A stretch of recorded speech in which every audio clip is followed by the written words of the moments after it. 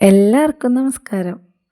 നമ്മുടെ ടെലഗ്രാം ചാനലിൽ ഞാൻ LGSനും പിന്നെ ബെവ്കോ-LD VFA പോലെ ഉള്ള 10th ലെവൽ എക്സാമുകൾക്കും വേണ്ടിയിട്ട് സെപ്പറേറ്റ് ആയിട്ട് ടൈം ടേബിൾ ഇട്ട് കൊടുക്കുന്നുണ്ട്. ഞാനിത് തുടങ്ങിയപ്പോൾ പറഞ്ഞത് ഇത് 120 ദിവസം കൊണ്ട് ഞാൻ ടൈം ടേബിൾ കംപ്ലീറ്റ് ആക്കുന്നതാണ്. അപ്പോൾ ഇന്നത്തെ വരെ അത് 35 ദിവസത്തെ ടൈം ടേബിൾ കംപ്ലീറ്റ് ആയിട്ടുണ്ട് കേട്ടോ.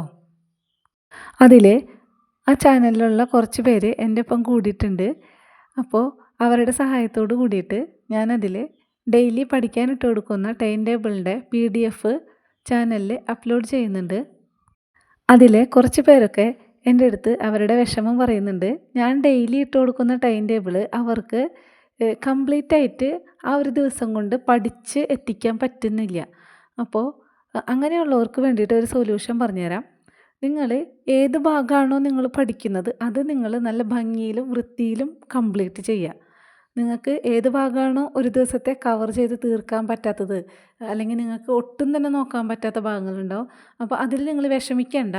നിങ്ങൾ അത് ജസ്റ്റ് ഒന്ന് അടയാളപ്പെടുത്തിയിടാം. ഏത് ഭാഗമാണ് നിങ്ങൾ പഠിച്ച് തീർക്കാത്തത് എന്ന് അടയാളപ്പെടുത്തിയിടാം. പിന്നെ ശനിയും ഞായറും റിവിഷൻ ഡേ ആയിട്ടാണ് ഗ്രൂപ്പിൽ തന്നിരിക്കുന്നത്. അന്ന് ഞാൻ ടൈം ടേബിൾ തരാറില്ല. അപ്പോൾ നിങ്ങൾ റിവിഷൻ ഡേക്ക് റിവിഷൻ തന്നെ ചെയ്യണം. അതായത് ആ ആഴ്ച പഠിച്ച വിഷയങ്ങൾ നിങ്ങൾ റിവിഷൻ ചെയ്യാൻ തന്നെ ഉപയോഗിക്കണം.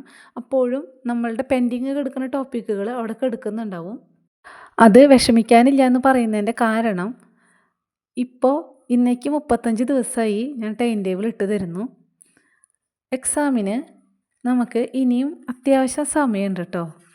അതായത് നമ്മളുടെ LGS ലെവലും 10th ലെവലിൻ്റെയും പ്രിലിമിനറി എക്സാമുകൾ തുടങ്ങുന്നത് ജൂലൈ മുതൽ സെപ്റ്റംബർ വരെയാണ്.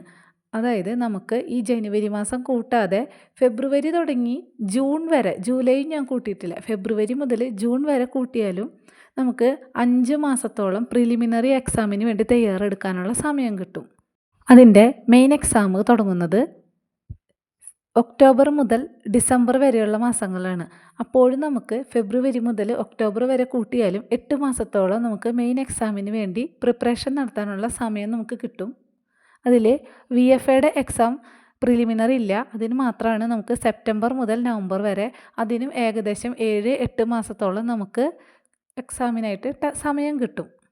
ഇന്നേക്ക് 35ാമത്തെ ദിവസത്തെ ടൈം ടേബിളാണ് ഞാൻ തന്നു എന്ന് പറഞ്ഞല്ലോ. നമ്മളുടെ ടൈം ടേബിൾ ഒരു 52 ദിവസമൊക്കെ ആകുമ്പോൾ നമുക്ക് അതിൽ ആകെ പഠിക്കാൻ തരുന്ന GK പാർട്ടുകളുടെ എണ്ണം 2 ടോപ്പിക്ക് മാത്രമേ ഉണ്ടാവുള്ളൂ. പിന്നെ ബാക്കിയൊക്കെ ടെക്സ്റ്റ് ബുക്ക് മാത്രമാണ് നമുക്ക് കവർ ചെയ്യാനുള്ളത്. ആ 2 GK പാർട്ടുകളിൽ ഒരു പാർട്ട് മാത്രമേ LGSകാർക്ക് കവർ ചെയ്യാനുള്ളൂ, 2 LDCക്കാർക്ക് കവർ ചെയ്യാനുണ്ട്. അപ്പോൾ ഞാൻ പറഞ്ഞു വന്നത്, ഏകദേശം 50 ദിവസം കഴിയുമ്പോൾ നമുക്ക് ഇത്രയും ടോപ്പിക്കുകൾ പഠിച്ചു തീർക്കാനുണ്ടാവില്ല. പകരം ഈ 2 GK പാർട്ടിലെ ടോപ്പിക്കും പിന്നെ SCERT മാത്രമേ ഉണ്ടാവുള്ളൂ. പിന്നെ 72ാമത്തെ ദിവസമാകുമ്പോൾ ഈ 2 ടോപ്പിക്കുകളും നമ്മളെ തീരും. പിന്നെ 73ാമത്തെ ദിവസം തുടങ്ങിയിട്ട് നമുക്ക് ആകെ കവർ ചെയ്യാനുള്ളത് പഴയതും പുതിയതുമായിട്ടുള്ള SCERTയുടെ ബാക്കി ഭാഗങ്ങൾ മാത്രമേ ഉണ്ടാവുള്ളൂ.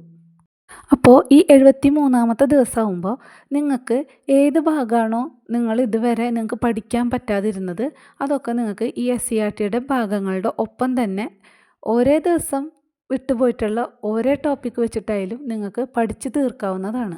പിന്നെ 90 ദിവസമാകുമ്പോൾ നമ്മൾ SCERTയുടെ ബാക്കി ഭാഗങ്ങളും കൂടി കവർ ചെയ്യും.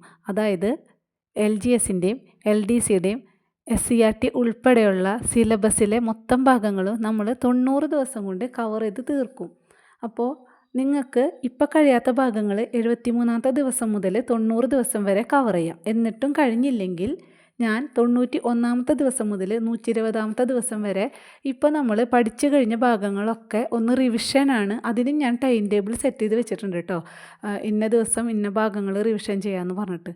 അപ്പോൾ നിങ്ങൾക്ക് ഈ 120 ദിവസം വരെ പഠിച്ചവർ റിവിഷൻ ചെയ്യുന്ന സമയത്ത് എന്നിട്ടും നിങ്ങളുടെ ആരെങ്കിലുമൊക്കെ പഠിച്ച് ഏതെങ്കിലും ഭാഗങ്ങൾ പഠിച്ച് തീർക്കാനുണ്ടെങ്കിൽ നിങ്ങൾക്ക് ഈ 90ാമത്തെ ദിവസം തുടങ്ങിയിട്ട് ബാക്കിയുള്ള ഭാഗങ്ങൾ ഇതേപോലെ പഠിച്ചു പോകുക.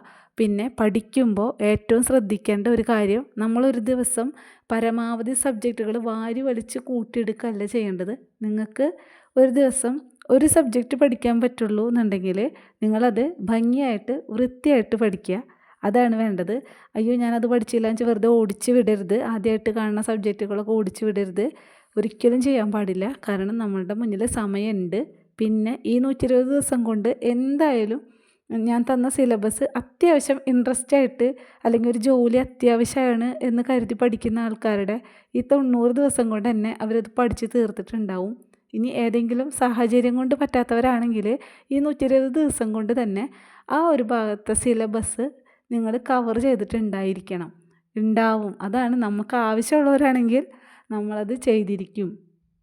അങ്ങനെ ഞാൻ സെറ്റ് ചെയ്തിട്ടുള്ള ടൈം ടേബിളിൻ്റെ 90ാമത്തെ ദിവസം വരുന്നത് ഏപ്രിൽ 6-ാം തീയതിയാണ്.